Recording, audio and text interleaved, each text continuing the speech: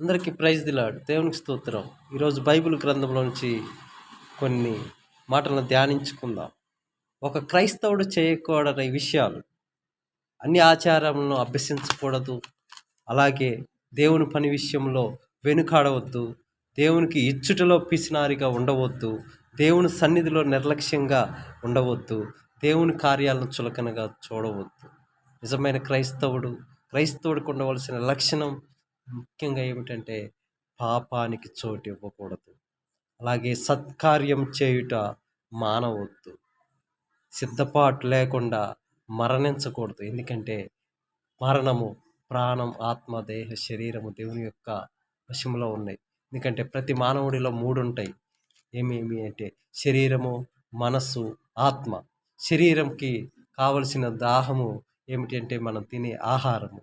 మనసుకి కావలసింది ఏమిటి అంటే జ్ఞానము. మరి ఇంకా ఆత్మకు కావలసింది ఏమిటి అంటే ప్రార్థన, వాక్యమే. ఇవి లేకపోయినట్లయితే మనము ఈ యొక్క క్రైస్తవుడిగా, నిజమైన క్రైస్తవుడిగా ఉండలేము. కాబట్టి ఈ యొక్క కార్యములన్నీ కూడా మనం గుర్తుపెట్టుకొని దేవుని సన్నిధిలో నిందారహితులుగా, నిజమైన క్రైస్తవులుగా ముందుము కాక. ఆమేన్.